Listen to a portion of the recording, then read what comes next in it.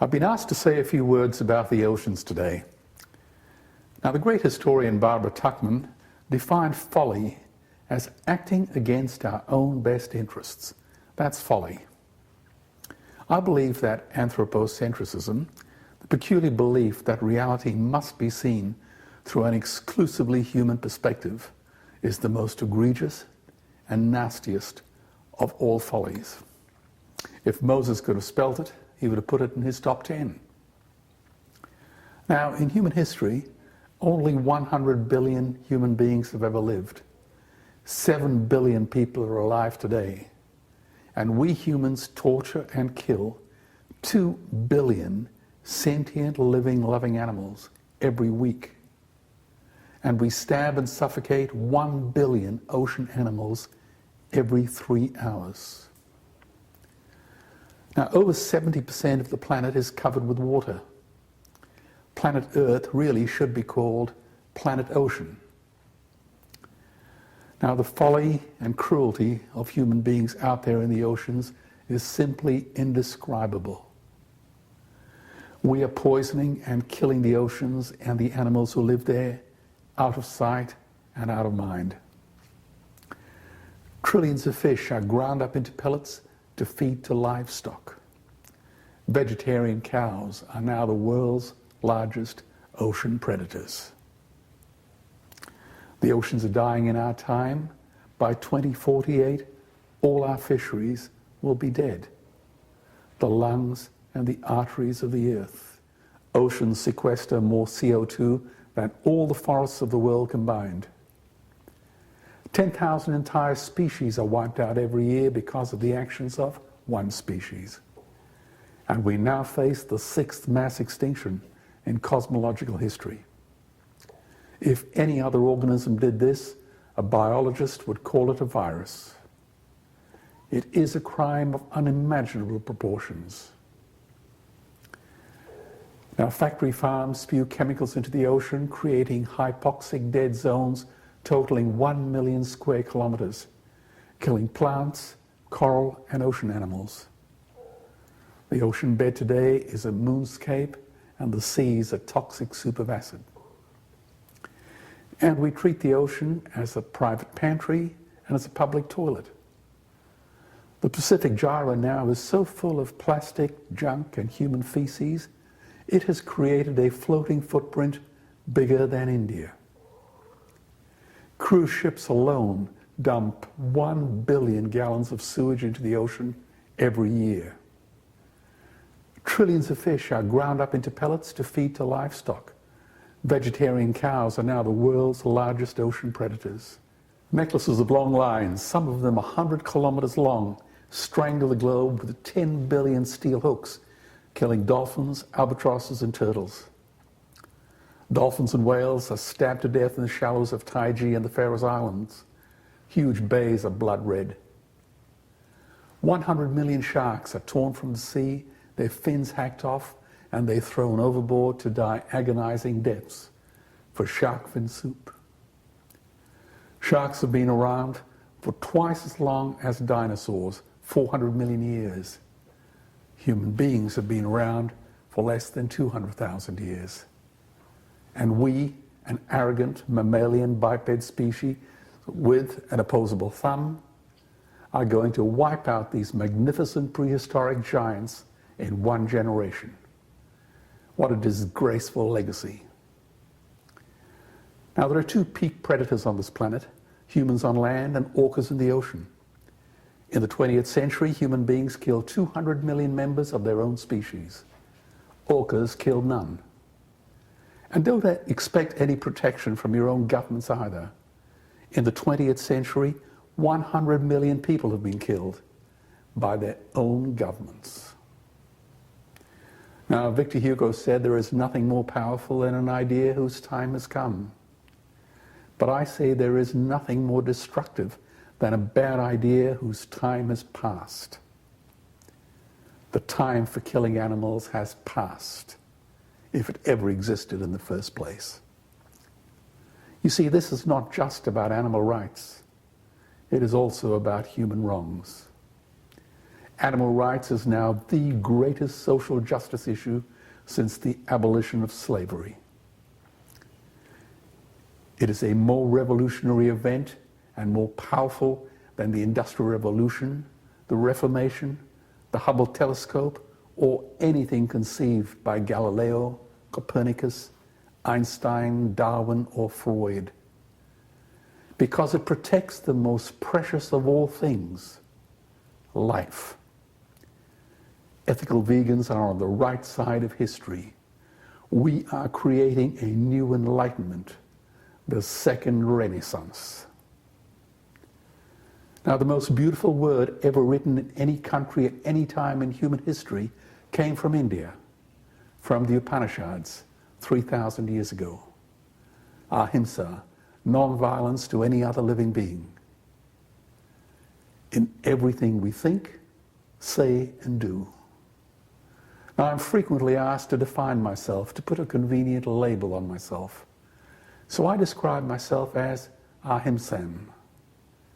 And by definition, I must therefore be vegan.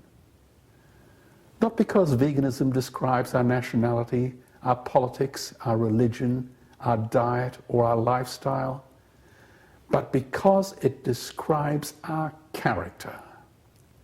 It says we oppose violence wherever it occurs. Now, we all know the golden rule, do unto others as you would have them do unto you. Now, this actually predates the New Testament of the Nazarene Jew, Jesus. It also goes back to the Babylonian Jew, Hillel, in 70 BC. In fact, it goes back even longer, to the Analects of Confucius in 500 BC. The truth be told, it was inscribed on the human heart long before the dawn of writing. Now, our friends have seen our work on land, met our colleagues on the ground, and touched the physical structures.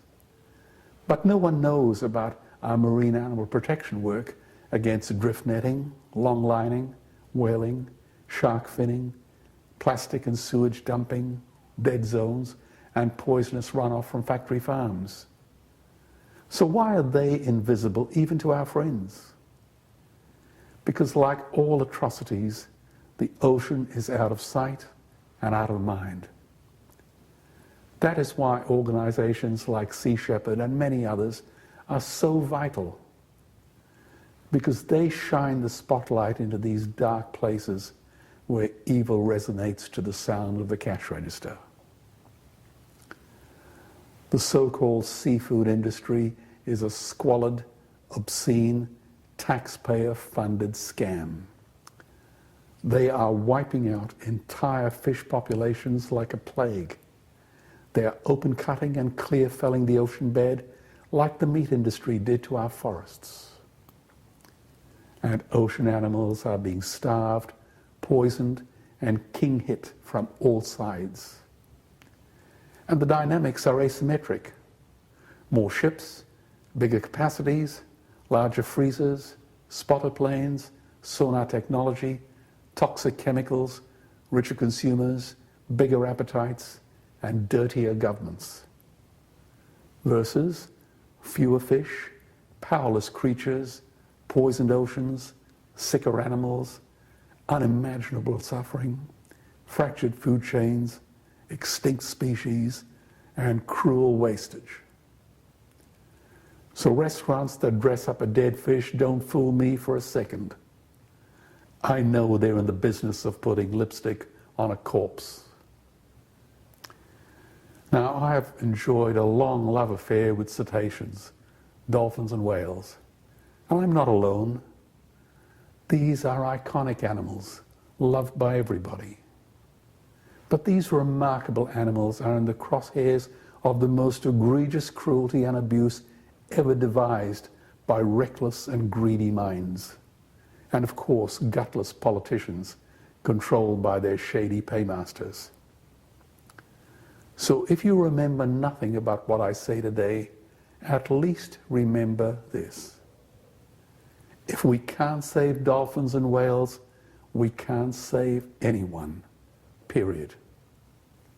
Not the tuna, not the albatross, not the cod, not the sharks, not the sea lions, not the penguins, not the turtles, not the seals. And by definition, none of the other iconic animals on land either, the ones that we love so dearly. Not the tigers, lions, elephants, deer, eagles, koalas, or kangaroos. We can save nobody. We can't even save you. So let's get this straight. This is not a zero-sum game where the killer's loss is the activist's gain. No, it is much worse. If the killers win, we don't just lose, everyone dies. The last paragraph of Irving Wallace's novel, The Prize, culminates with the acceptance speech of a Nobel laureate. Life is not a daily dying, a dust to dust, ashes to ashes. It is a soaring and blinding gift, snatched from eternity. Are we to be the species responsible for destroying the enchanted web of life on this planet, and in the process annihilating millions of other species as well, for 30 pieces of silver? If we claim to respect life, we must say what we mean and mean what we say. We must get off the meat, egg, and dairy drug. Now, even if everyone who watches this video becomes vegan, I would still consider it a failure. Of course, it goes without saying that I want you to become a vegan. But I really want you to become an activist. So let us all respect life in all its forms. The screams in those vile, ghastly gulags we call factory farms on land and in the ocean must be silenced once and for all. There is not a moment to lose. In his closing words in The Bonfire of the Vanities, Judge White says, "The law is humanity's feeble attempt at decency." So I ask you to join us in a battle, in a war that decency cannot afford to lose. Thank you.